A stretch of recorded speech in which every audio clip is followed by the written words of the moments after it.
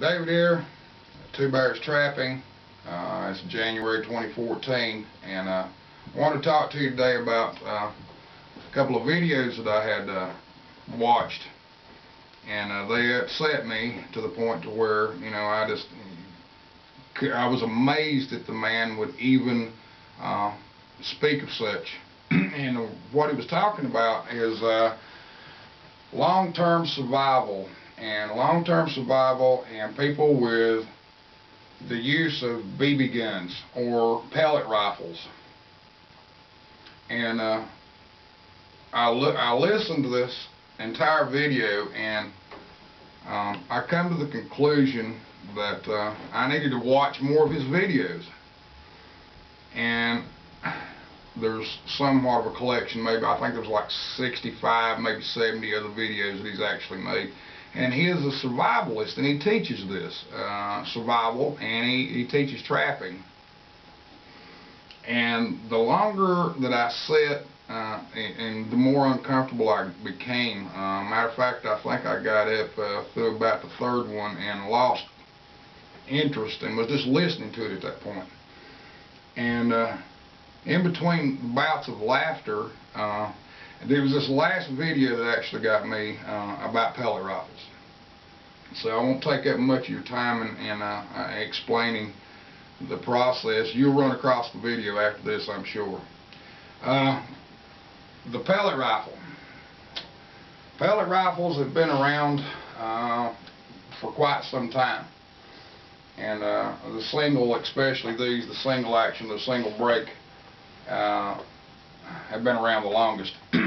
You see a couple of types here on the table, and there's one of the cheaper Japanese brands.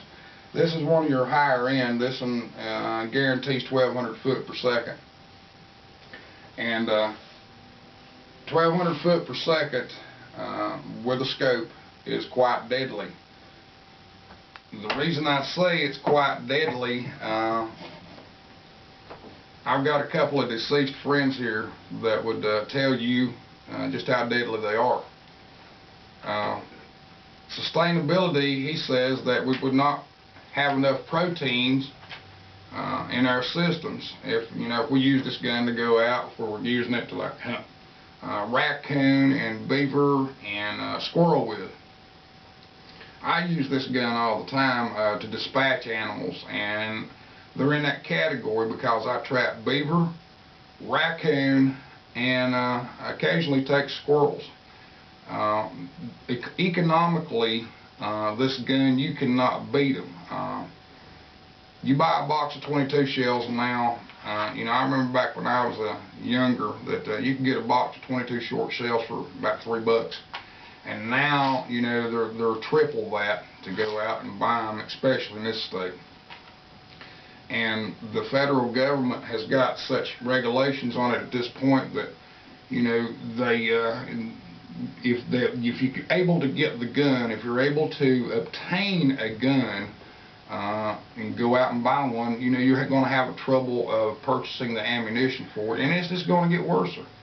I was talking to a friend of mine here last week that had purchased a really nice high-end bolt action, and there's about, you get 20 shells and it's upward of $30. And I said, man, that's pretty expensive. And he said, yeah, but he said, it's worth to go out there. You just can't take them out and plunk them off. He said, but I ended up spending about $100, and I have about 30 minutes plunking them off. So I can spend my $100 buying things that I need, and and if I really want to get serious about it, I will consider going out and maybe taking the time to buy a couple more boxes of these pellets. Now we have a telephone book here, and before I get into this, this was about 2 months ago. It was before Christmas. My son one afternoon, he got this little. I actually went back through and redid this gun for him, and we were checking to see, if there's any power difference on it. And he plunked one off in this book at about 60 foot. And this gun here, you know, the cheap Japanese ones, they say is about 600 foot per second when they're new. I doubt it.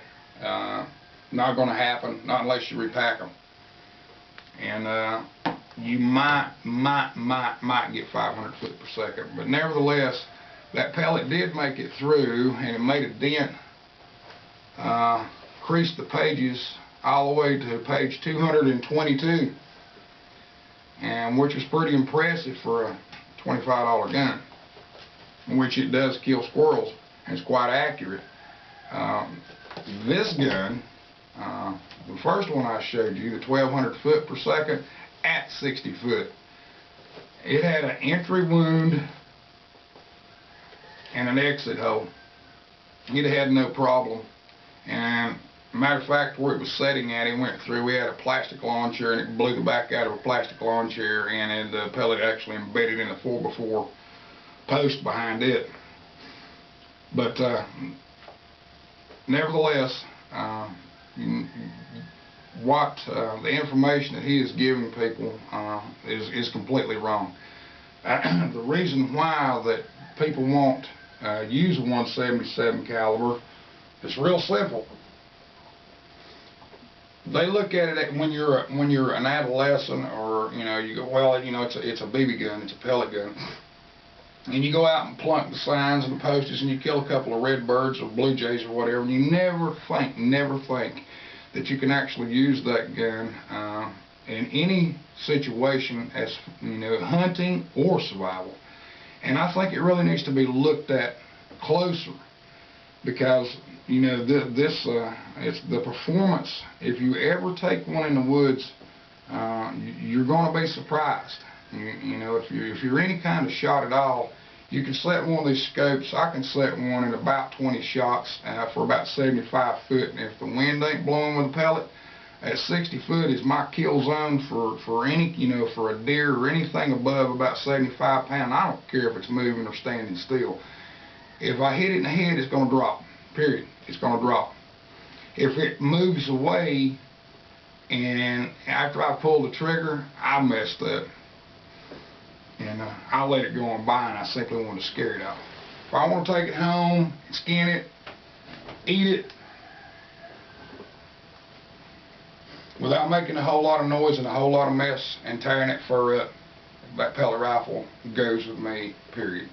And we got another one here. It's a CO2 powered pistol. And you know, the paperwork says that this is 475 foot per second. It is a repeater BB.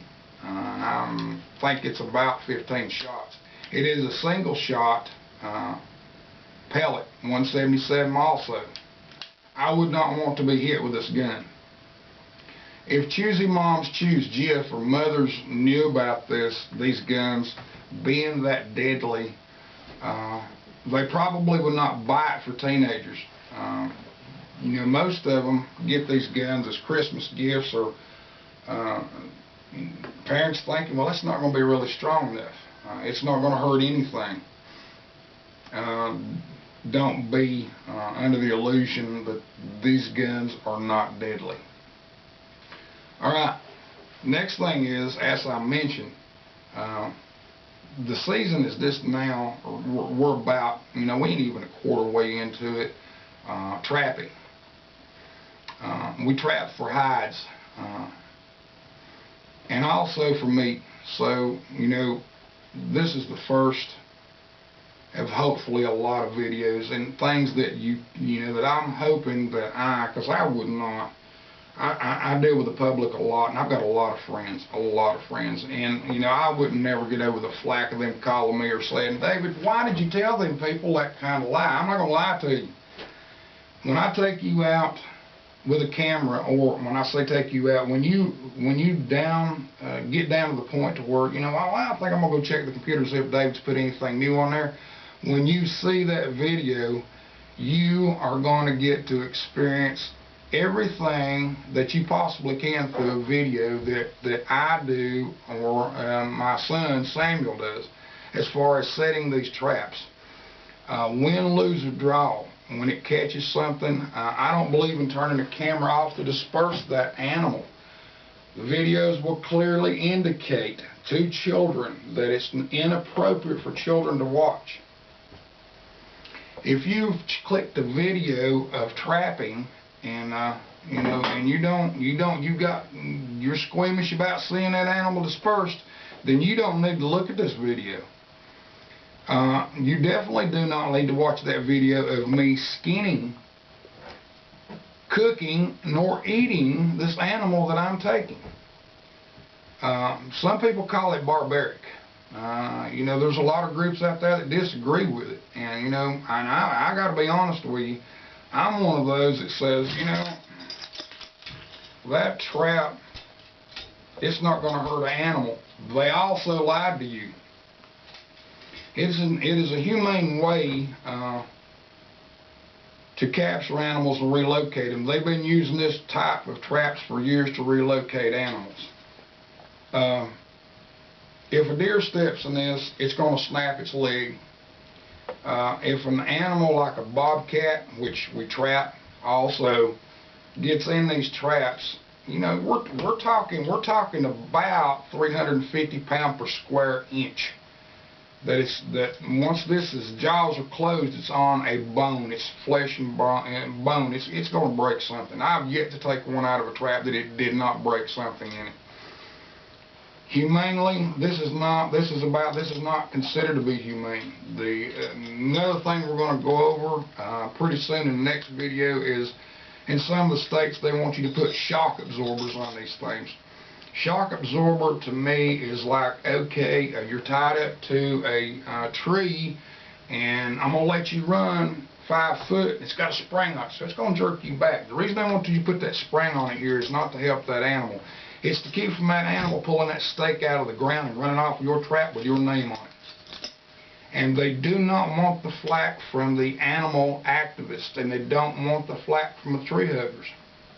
So keep that in mind. I'm going to teach you a way where you can actually take this and put it in the ground, and use this 8-inch chain, and hopefully you will apply a method that I've come up with, and you'll be able to catch your animal and disperse that animal, dispatch it humanely. Now, this goes back to these guns. If I take a 25-pound raccoon that I've got in one of these traps with a broke leg, it's already hurt. It's agonizing pain, fear it's trying to get away, and if I walk up on it, we'll say with a 22. Some people say that it kills the animal quick. I've yet to see anybody come up. I've seen holes blowed in their heads. I've seen their jaws blowed off. I've seen them take the bullet, go through one side, and it end up out in the bowel somewhere, tear the skin all to pieces, and meat's no good. In several different types of animals. This pellet, it's going to go through the skull. And at best, if it does not find an escape route, and just suppose for a minute that I'm wrong. David, you're wrong. That gun ain't going to do that. At best, then, you can get is that pellet's going to go in there, and it's going to ride around that skull, and it's going to scramble it up. The bottom line is, when that pellet hits that animal, it's not tearing my fur up, and it dispatches that animal. I have yet to have to shoot an animal twice. And if it comes down to it, then I will not use the gun anymore. I'll simply throw the thing away and go buy me another one. But anyhow, this is Dave with Two Bears Trapping, and hopefully we're going to have a fun summer, because I'm going to invite you to everything that takes place, and that includes smoking meat, preserving it, skinning, trapping, and some hunting. And we'll do a lot of techniques this year that I've went over, and I think that you're going to enjoy it. And appreciate you watching. Thank you.